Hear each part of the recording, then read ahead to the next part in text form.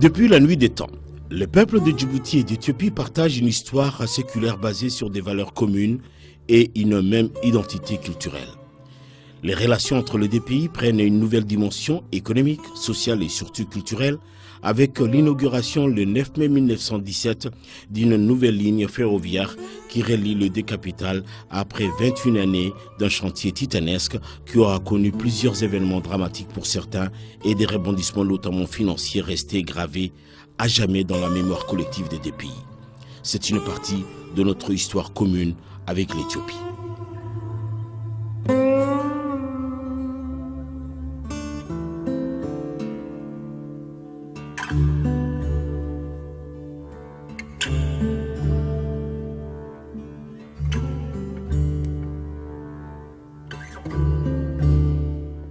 À partir de cette date, les deux pays connaissent un boom économique sans précédent dans cette région qui, à l'exception de l'Éthiopie, est dominée par les commerces transfrontaliers avec notamment la circulation des biens et des personnes, prend un essor rapide et les premières retombées pour les populations ne se font pas attendre.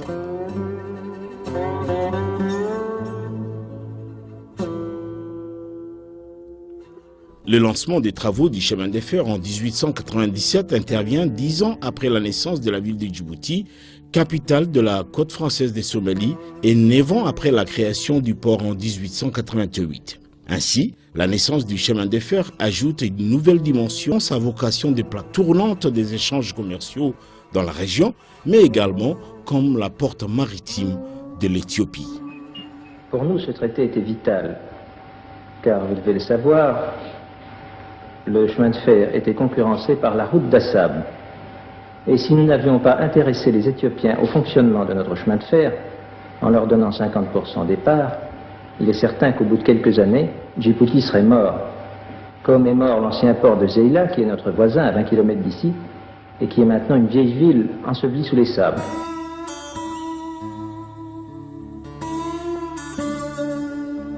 Près d'un siècle après, c'est donc une grande page d'histoire qui se tourne et une autre qui commence.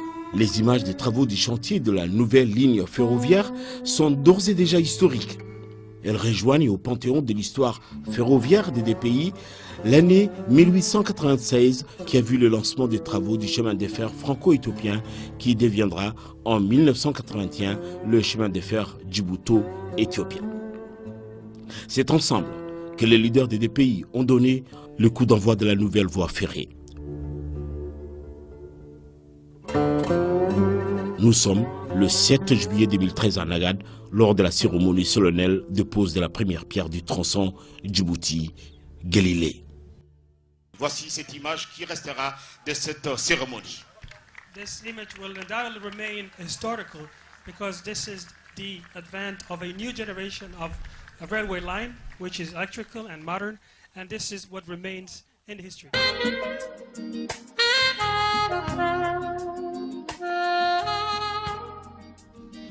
Arrêtons-nous d'abord sur la genèse de ce projet ambitieux et déterminant.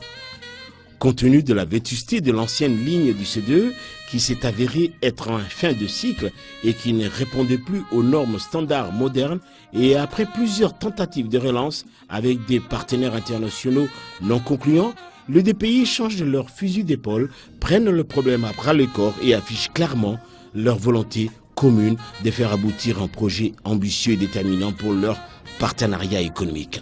La renaissance du chemin de fer constitue également pour les deux pays un maillon essentiel de la chaîne de transport avec, entre autres avantages, la faiblesse de son coût et de son impact environnemental.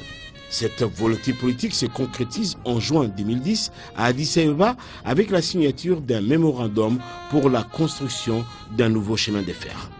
Dès lors, les deux pays lancent les études de faisabilité de la ligne et les démarchages des partenaires financiers internationaux susceptibles de les accompagner dans le financement du projet. 3 ans seront nécessaires pour finaliser la mise en place effective du projet et voir enfin le bout du tunnel. La mise en œuvre de cette décision revenait naturellement aux 2 ministres des Transports respectifs de l'époque, et c'est ainsi que son Excellence M. Ali Hassan Bahdon et son homologue éthiopien, son Excellence M. Deriba Kouma, ont signé le 10 juin 2010 un mémorandum d'entente stipulant entre autres l'étroite collaboration entre les deux parties pour les études et la construction de ce nouveau chemin de fer. De ce fait, M. Ali Hassan Bahdoun a non seulement eu le privilège d'entériner l'acte de naissance de ce grand projet ferroviaire, mais a pris les charges de suivre, superviser les travaux d'élaboration de la première phase qui constituait entre autres à l'identification des tracés optimums, de définition des termes de référence et préparation des études de faisabilité.